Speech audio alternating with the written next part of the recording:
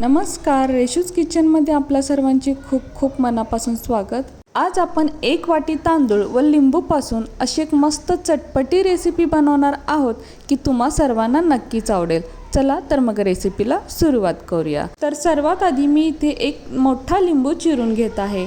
जर लिंबू छोटा असेल तर 2 वापरले तरीही चालेल। आता यानंतर एक मोठा बाउल घ्यायचा व यामध्ये आता 1 वाटी तांदूळ ओतायचे। तर तांदूळ आपण इथे आपल्या आवडीप्रमाणे कोणताही वापरू शकतो।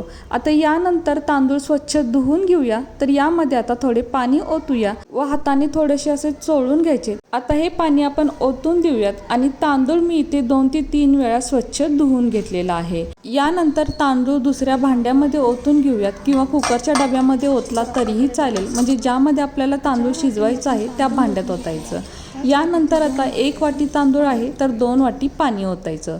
तसेच चवीपुरते म्हणजे अर्धा चमचा मीठ घालायचं व कुकरमध्ये ठेवून 2 ते 3 शिट्ट्या करून घ्यायच्या। आता तोपर्यंत आपण दुसरी तयारी करूया। तर मी इथे 2 हिरव्या मिरच्या व 1 लाल मिरची घेतलेली आहे। याची देठं काढून टाकायची आणि मिरच्यांना असे उभे काप मारायचे किंवा मिरच्या मोठ्या मोठ्या चिरून घेतल्या तरीही चालेल। तर लाल मिरचीच्या ऐवजी आपण हिरव्याच मिरच्या वापरल्या तरीही चालेल। यानंतर 5 ते 6 काजू घ्यायचे। तर काजू अगदी ऑप्शनल आहेत। काजूचे असे मधून तुकडे करायचे, यापेक्षा बारीक तुकडे केले तरीही चालेल। यानंतर अर्धा इंच आल्याचा तुकडा घ्यायचा व आलं आपल्याला एकदम बारीक चिरायचं आहे, म्हणजे जितकं बारीक चिरता येईल तितकं बारीक चिरून घ्यायचं आहे किंवा खिसून घेतलं तरीही चालेल, पण शक्यतो असे आल्याचे तुकडे चांगले वाटतात। यानंतर मूठभर हिरवी कोथिंबीर सुद्धा घ्यायची, तर ती सुद्धा आपण एकदम बारीक चिरून घेऊयात। यानंतर एका छोट्या बाउलमध्ये कापून ठेवलेला लिंबू आहे तो पिळून घेऊयात। तर लिंबू इथे शक्यतो हातानेच पिळायचा, म्हणजे पूर्ण रस निघतो। आता हे बाजूला ठेवून देऊया। इकडे कुकरच्या शिट्ट्या झालेल्या आहेत, तर हे भांडं उतरून घेऊया आणि झाकण काढून पाहूया। तर हे पहा, भात अगदी छान शिजलेला आहे।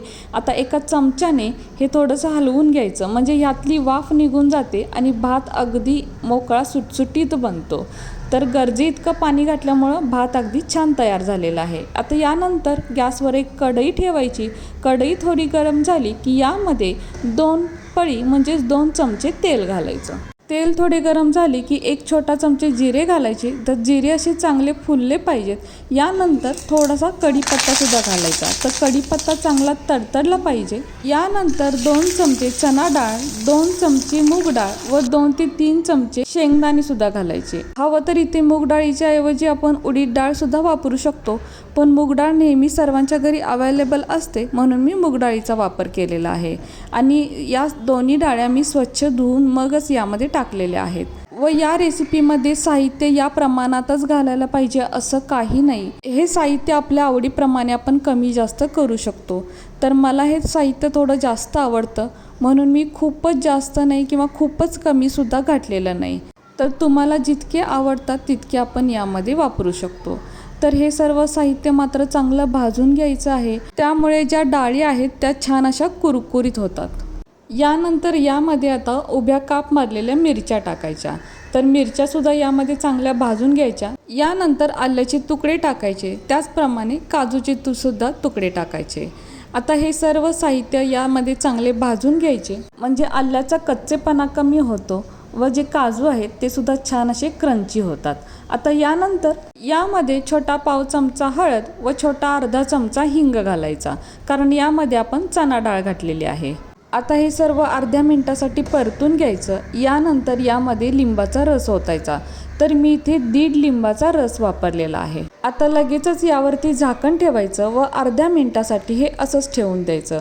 अर्ध्या मिनिटानंतर आता झाकण काढून पुन्हा एकदा हे थोडंसं परतून घ्यायचं। यानंतर भात यामध्ये घालायचा।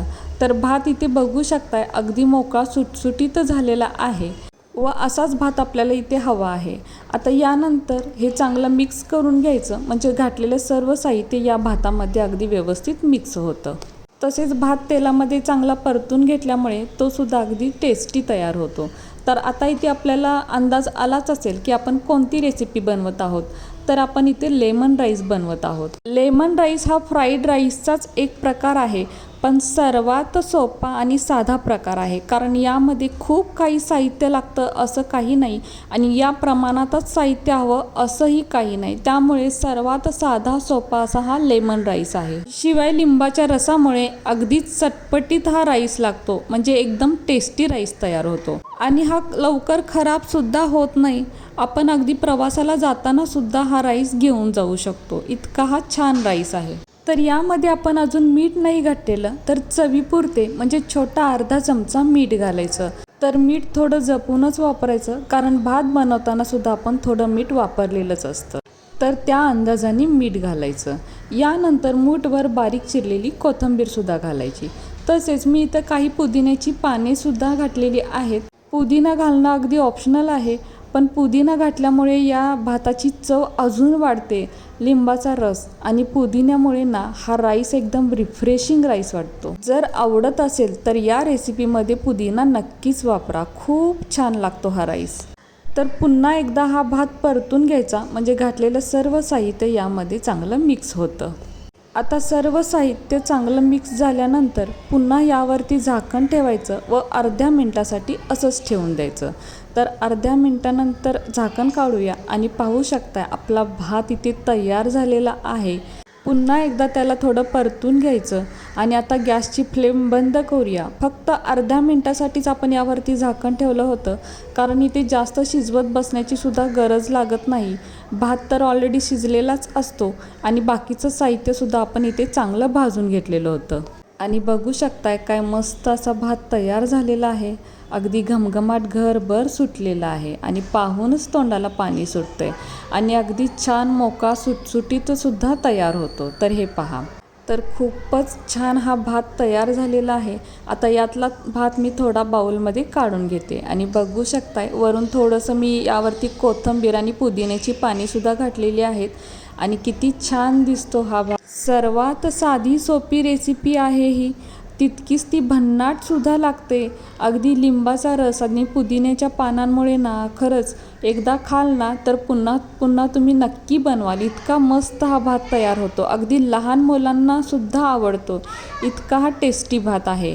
तर तुम्ही एकदा नक्की करून पहा, कारण बनवायला अजिबातच वेळ लागत नाही, कमी साहित्यात बनतो आणि घरच्या साहित्यात बनतो.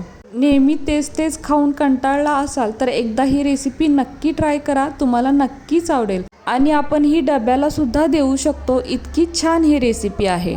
तर कशी वाटली तुम्हाला ही आजची रेसिपी जर तुम्हाला आवडली असेल तर आपल्या माणसांसोबत नक्कीच शेअर करा आणि हो, व्हिडिओ जर तुम्हाला आवडला असेल तर प्लीज आपल्या या व्हिडिओला एक लाईक नक्कीच करा. नवीन असाल तर चॅनलला सबस्क्राईब करा, सोबत बेल आयकॉन प्रेस करा, म्हणजेच मी बनवलेले असेच नवनवीन रेसिपी सर्वात आधी तुम्हाला मिळतील. आता पुन्हा भेटू अशाच एका नवीन रेसिपीसोबत.